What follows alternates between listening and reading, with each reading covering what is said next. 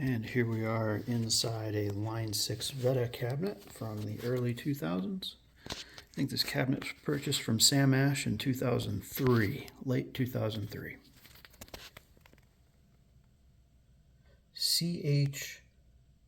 No. What? What is your name, buddy? G12H-90. I'm calling that a G. G12H-90. Okay.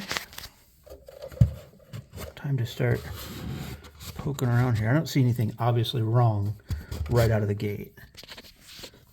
But I need to start pulling these speakers out and checking the cones and just see that nothing has separated.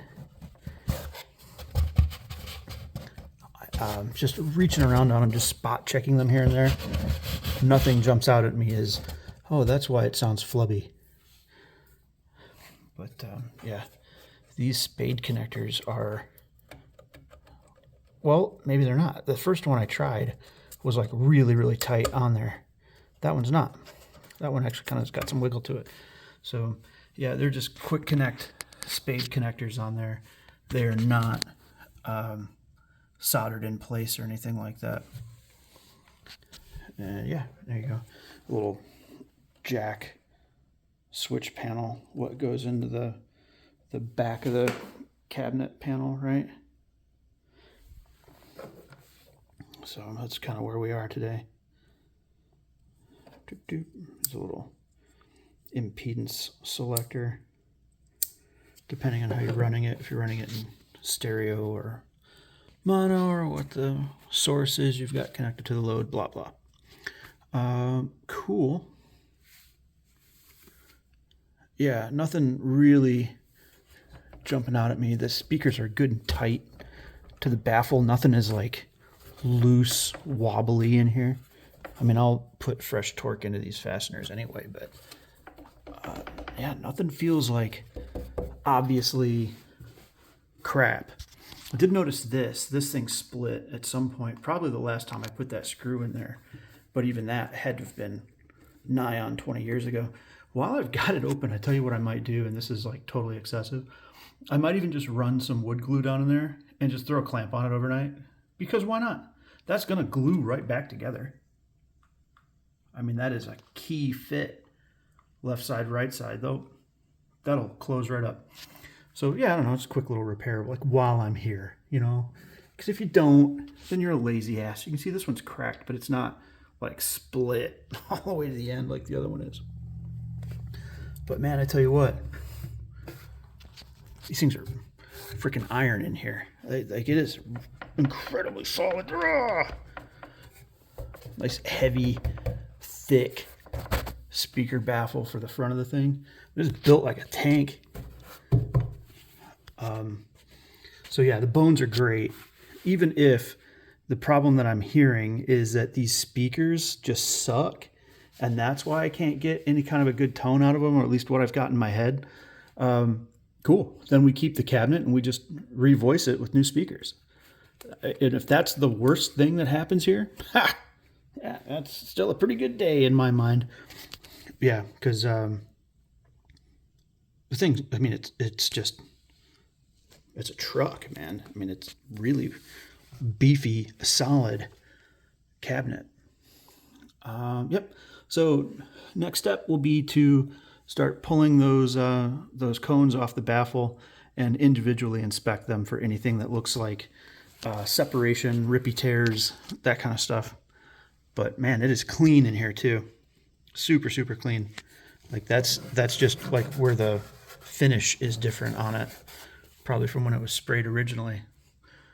But everything else, looking around here, no other damage or decay, no dead mice, no spiders. It's yeah, it's really in good shape.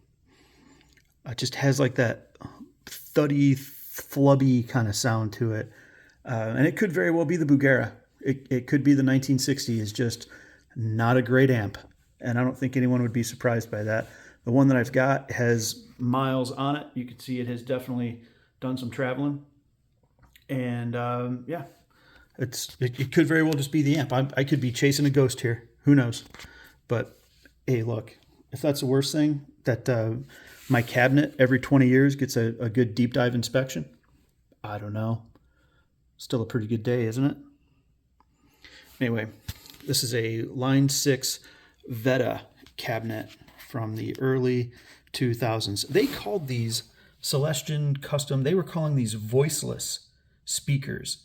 Because remember, the Vetta was one of the first really competent modeling amplifier systems where, you know, it was all solid state and you were supposed to be able to, at the push of a button, you could switch between which well-known amplifier you were imitating. And so the idea was that the more neutral the speakers were, the less the cabinet would change that voicing that you were going for. So like if you were trying to sound like a Mesa, well, that's obviously a very different tone than like, you know, a 68 Princeton or something. So they wanted the speakers to be very, very neutral. At least that was the story. Is it all marketing fluff? Yeah, probably. Looking back on it now, yeah, probably. That's probably all crap. But who knows? It's a good cabinet anyhow. I mean, let's see if we can get some details off of the wire. Whoops. Focus. Fucking bastard. Right there.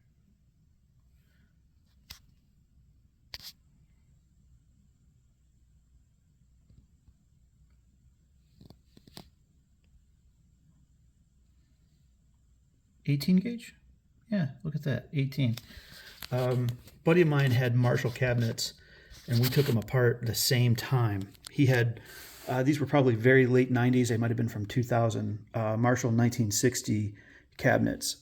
And he and I had both opened our cabs up the same day, and he left very jealous at just how much better built my cabinets were. And that was one thing that I remember, was that his were rocking something crazy tiny, like 20 gauge or 22 gauge wire, and mine had this like solid, thicker, heavier wire in it. And all of the speakers were actually attached to the baffles, and my baffles were not rotting in pieces from the factory. Yeah, his cabinets, man, those things suck. They were really unimpressive.